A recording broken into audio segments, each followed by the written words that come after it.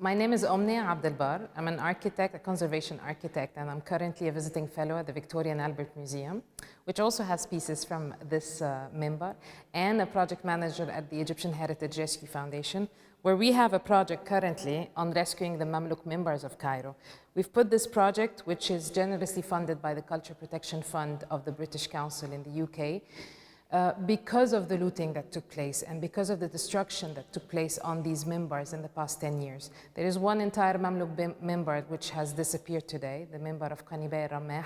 the minbar of Meridani, all the pieces are now lost, and many other minbars were looted and bits and pieces were taken out. And that's why we thought it's about time that we document what is left in Cairo, and we will be restoring 4 of these minbars, hopefully to make them look like they used to be before the looting. I'm standing here in front of pieces which were taken from the Minbar of Lajin. It's a very, very specific Minbar because it is now standing still in the Mosque of Ibn Tulun, which is one of the iconic mosques, not just for Egypt, but for the entire Islamic world.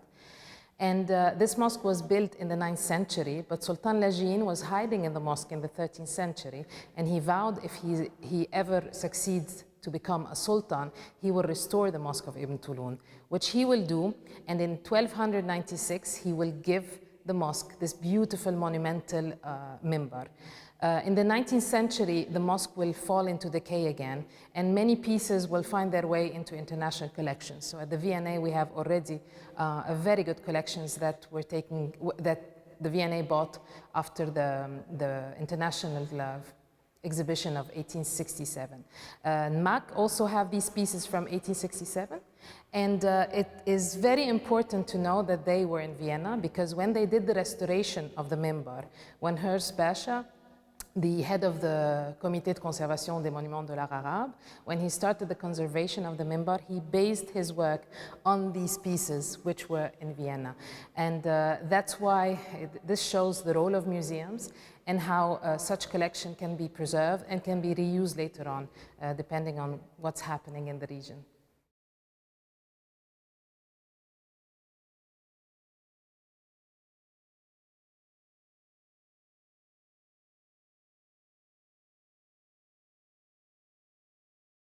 So these are pieces from the Lajin Minbar, but there are other pieces in the storages here at the museum, and it will be really exciting to develop this into a bigger research project with the museum so that we can try to link the pieces they have back to their original Minbar in Cairo, if it still exists. I think there's